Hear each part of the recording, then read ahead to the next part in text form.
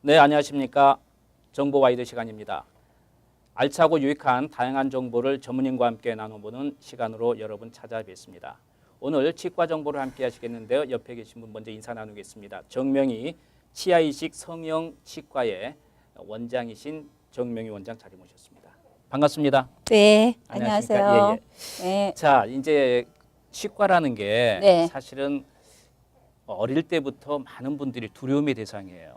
특히 이렇게 네. 이 치과는 아프다는 그 느낌이 많았기 때문에 예전에는요. 네. 근데 요즘은 이제 많이 발달이 돼서 네. 아프지 않게 많이 하는 경우도 있습니다만은 네. 지금 연세 드신 분은 옛날에 어렸을 때 그냥 이를 집에서 빼고 아프고 그런 걸 많이 느끼신 분들 네. 계시는데 이제 요즘은 100세 시대다 보니까 네. 이제 뭐 80, 90세 되셔도 예. 정정하신데 예. 이가 안 좋아서 예. 참 마음껏 드시지 못해서 고민하시고 어, 고생하는 분 많이 그렇겠네요. 계시잖아요. 그렇죠? 예. 예. 그래서 이제 연세가 들어가면서 이도 좀 이렇게 흔들리고 좀 시리기도 하고 이가 좀 벌어져서 뭐 이가 하나 빠진 것 같은 느낌이 드는 그래서 외모상으로도 보기 네. 좀 이상한 경우도 있는데 네. 이걸 그 치과에서는 어떤 무슨 병인가요? 아니면 뭐라고 이야기를 하나요? 잇몸 질환 중에 하나죠. 예, 잇몸 질환. 그러니까 우리가 3대 구강 질환 중에서 네. 충치, 또 잇몸 질환, 그다음에 네. 부종교합이 있는데 네. 그 충치는 20대 전후에서 많이 생기고 네. 그리고 치아 교정은 어렸을 때 이제 이미 그렇죠. 잡아줬어야 되는데 네. 일단 성인이 되면 20대 이후부터는 네. 잇몸 질환이 가장 큰 관건이에요. 20대 이후부터요. 예. 왜냐하면은 그 치아가 어렸을 때는 잘 네.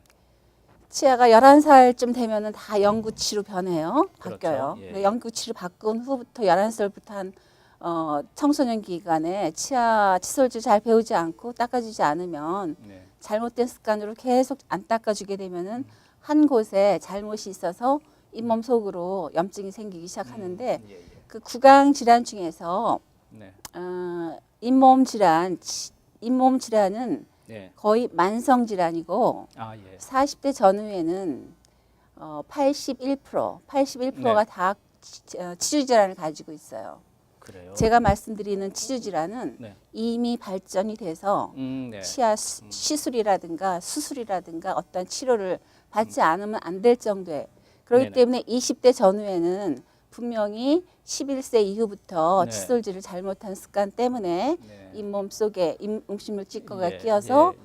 치태가 형성한 것을 네. 확인해주고 그때부터 예방 차원에 들어가야지 좋아요. 그러니까 네. 벌써 40대 이후에 지나서 치주 질환이 생기게 되면 그건 20대 이후부터 잘못된 습관이나 어쨌든 네네. 그런 그 습관 네. 때문에 생활 환경 때문에 어쩔 수 없이 발전되고 지금 그 네. 상황까지 온 거잖아요. 네네. 그러면은 뭐 40대 이후에는 뭐 예방이 아니고 뭔가를 그 더 이상 발전되지 않게끔 만들고 네. 치료해야 되겠군요. 예. 일단 병이 발생이 됐기 네. 때문에 그 원인을 제거해주기 위해서는 네. 치과를 방문하셔서 네. 스케일링 정도가 아니에요. 그러니까 가끔가다 스케일링 정도로 이게 예방이 된다는데 그때는 벌써 예방 차원이 아니고 네. 치료 단계에 들어갈 분이 90% 이상이에요. 일단 치과 그때쯤 오시면은 치주 질환에 대한 치료를 들어가셔야 돼요. 아, 그래요. 그래야지만이 예방이 이제 앞으로 더 빠지지 않는 가능성 네. 그거를 예방하는 거지. 그때는 지금 치아를 보존할 것과 보존하지 않은 것을 가려서 네. 뺄 것은 빼고 보존할 것은 보존해서 네.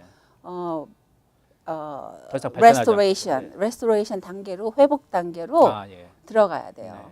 만약에 그때 그걸 하지 않게 되면 정말로 이제 메스다 되는 거죠, 구강내가. 치주 질환하게 되면 우리가 많이 느낄 때 뭐 치주 질환이 다 그냥 아프면 치주 질환 같지만 아까 조금 전에 말씀하신 대로 구체적으로 본인 스스로가 자가 진단을 할 수 있는 게 있다면 어떤 그 느낌이 네. 들 때 알 수 네. 있나요? 예.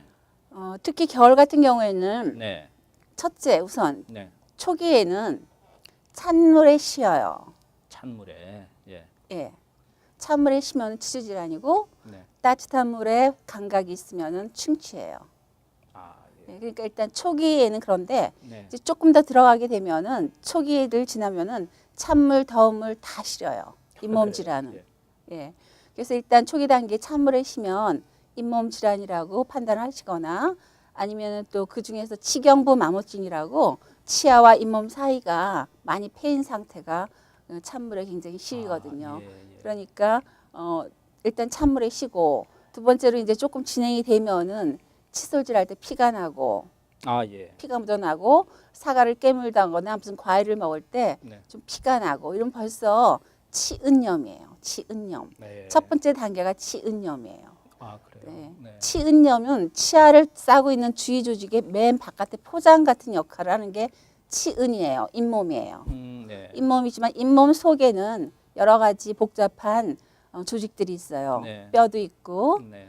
또 뼈와 치아 사이를 연결해주는 치근막도 있어요. 예, 그러겠죠. 치근막이 파괴되기 시작할 때부터 그거를 치주 질환이라 그러는데 그 치주 질환은 치주염이라 그러고 네, 네. 그 치주염 이전에는 치은염이라 그래요. 아까 구체적으로 하면 좀 다르군요. 네네네. 네. 치은염. 그래서 치은염은 간단하게 스케일링하고 네. 긁어내고 그리고 칫솔질을 잘하고 또 정기적으로 6개월마다 칫솔 하고 그러면은 네. 분명히 잘 제거가 되는데 네. 치은염을 방치해두고 예. 어떤 때는 피 났다 어떤 피 안 났다가 뭐 그러니까 그냥 그렇죠. 그때 안 가게 되면은 그 다음에는 치주 질환으로 되는 거예요. 그러면 우리가 이제 가끔 이렇게 어떨 땐 피가 났다가 또 괜찮고 그렇거든요. 그리고 아까 이야기하는 것처럼 시린 것도 어떨 땐 시린데 또 지나고 나면 괜찮고 왜 그러죠? 그 이유가? 시린 것도 뭐 예. 그 병적인 게 이렇게 항상 진행되다가 순간적 멈췄다가 또 진행됐다가 멈췄다가 우리도 잠을 자야 되잖아요. 그렇죠. 박테리아들도 잠잘 때가 있어요. 그렇군요. 그리고 몸의 상태가 자고 있는 거군요. 예. 몸의 상태가 네. 활동을 안 하고 이제 몸의 네. 상태가 면역이 네. 좋을 때는 면역성이 높을 그렇군요. 때는 예. 박테리아들이 활동을 잘 못해요. 예. 그러다가 면역이 없으면 막 활동을 해요. 그렇군요. 그러니까 몸에 어떤 강에 걸렸다, 어떤 이상이 오기 시작한다 그러면 그때 네. 또 다시 활동을 하는 거예요. 예. 그래서 어떨 때는 싫었다가 어떨 때는 안 싫었다가 네. 이렇게 하는 거예요. 그러니까 예. 일단 싫었다라는 게 있었으면 벌써 이미 네. 거기 숨어 있는 거예요. 그렇군요. 네. 어쨌든 박테리아가 잠자고 있더라도 언젠가는 면역성이 좀 없어지면 다시 들고 예, 올라오기 예, 때문에 어쨌든 시리고 피가 한 번이라도 났다면 한 번 정도는 치과 상담을 받아보는 게 필요할 것 같네요. 한 번이 아니죠. 당연히 가야죠. 일단 예, 알겠습니다. 일단 받고 그 다음 예. 단계로 이제 예. 진행을 해야 되겠죠. 예. 자, 오늘 그 치은염 이야기를 네. 또 듣고 치주염 또 다른 점하고 어떻게 우리가 알아볼 수 있는 방법에 대해서 이야기했는데요. 시간이 다 됐어요, 오늘은. 벌써요? 그래서 다음에 네. 이제 그 치료 방법을 분명히 이제 이야기를 하셔야 될 거고요. 네. 다음 시간에 다시 뵙도록 하겠습니다. 먼저 인사 나누고요. 네. 네.